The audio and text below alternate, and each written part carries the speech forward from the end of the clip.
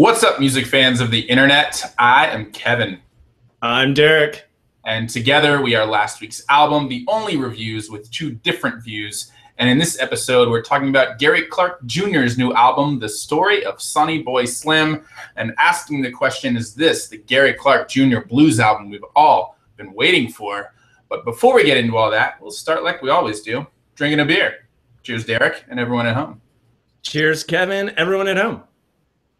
Gary Clark Jr. sort of stormed onto the scene in 2012 with his major label debut, Black and Blue. People were calling him the savior of blues back then. There was a lot of hype around this album. He actually won a Grammy for Best Traditional R&B Performance. This is his second major label release. He self-produced it. He played most of the parts himself and even enlisted his sisters as backup singers. And it was inspired by spending time back in his hometown here of Austin after being out on tour for a few years straight. And Sonny Boy Slim is a reference to himself, combining his two favorite nicknames, Sonny Boy and Slim. So without further ado, let's talk about what it sounds like. Derek, what do you think? Kevin, I think the story of Sonny Boy Slim sounds like Gary Clark Jr. bending his guitar strings and genres at his will. Nice, nice. I think it sounds like Alabama Shakes, Robert Randolph, and Lenny Kravitz with a little Jay-Z. I got you. I'm with you. And with that, some key tracks. Derek, what are you picking? I'm going with Our Love and Church. Awesome. I knew that you would like Church as soon as I heard it. I'm going with Grindr and Our Love as well. So why don't you kick us off?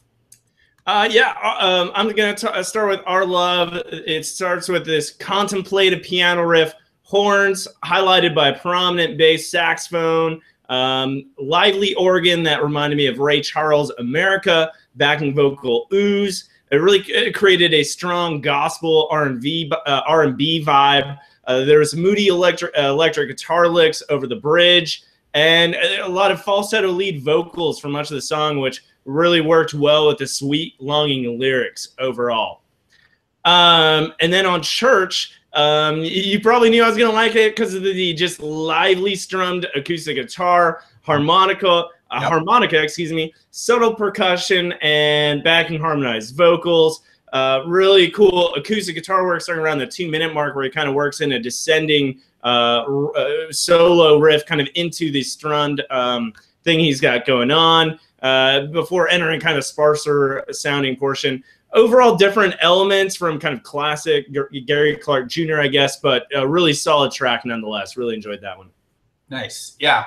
I'm going to go with Grindr and Our Love. Grindr is not a reference to that one hookup app. It's a soul rock track with horns and popping drums and shaking piano. The song's title described its central character, who's always sort of working for the money. There's this really piercing guitar solo, one of the few on the album, actually, and it reminds us right from the start why he was and is kind of called the savior of the blues. Our Love, Derek, we agree on this track. Doo-wop backing, church organ, retro vibes. It sounds to me like Marvin Gaye meets B.B. King. And for me, I think it's Clark's most emotional song ever. I've never heard him wail like this on a track, and I really dig it for those reasons. And with that, let's talk about best lyrics, Derek. I'm actually pulling one from the song we love, Our Love. And he says, it's been one of those days where things don't go my way, and it seems like always.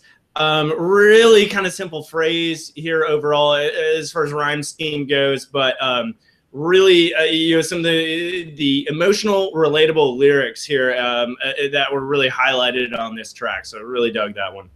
Nice, nice. I'm going to go with a line from Wings where he says, red carpets, red roses, put on poses, because here come the Joneses.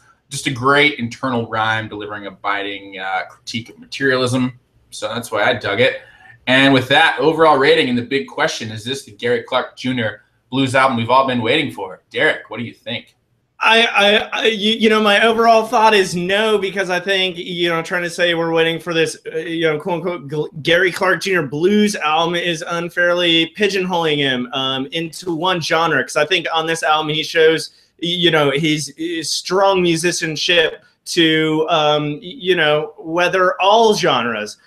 That was one thing I really liked about this album, is just the great diversity of sounds, from guitars, vocals, stylistic approach. He really covered a lot of ground convincingly, from the Syrian guitars on The Healing and Grindr to Gospel, Our Love, to the Acoustic Church, the funky, cold-blooded, and dancey Can't Sleep, to the Delta Blues of Shake.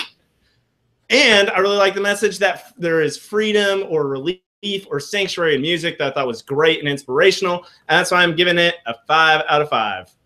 Dang. We're going to mostly agree. To answer the question, I would agree. This is not the Gary Clark Jr. blues album we've all been waiting for, but you should listen to it anyway. He continues to not be pigeonholed into blues and still delivers a great album. I think he holds back the guitar heroics. You hear them on maybe 3, 4, 5 tracks, but not throughout. And I think that's pretty savvy and smart. He's probably saving them for the live shows, which is really smart given today's digital music market, I would say. But it still has its blues moments like Grindr and Stay, and overall keeps you guessing. Overall rating-wise, on the pro side, I think there's a lot of variety. He's got more instruments going, more voices and genres and moods. The acoustic blues of Church, the neo-soul of Wings, the Roadhouse romp of Shake. There's more swagger in his voice and more perspective. He's much more confident about what he's singing and how he's singing, which is really nice. On the con side, I think when he occasionally gets into these, I don't know, little sort of cheesy love songs, Can't Sleep, Down to Ride, they were a little bit superficial and fleeting. But overall, very strong album. I'm going to go with a 4 out of 5. So that's a collective 9 out of 10. You should definitely check out the story of Sonny Boy Slim by Gary Clark Jr. Let us know what you think. Don't forget to subscribe to us. Check out the podcast. And as always, we are last week's album, the only reviews with 2 different views. I'm Kevin. I'm Derek. Cheers, guys. See you next time.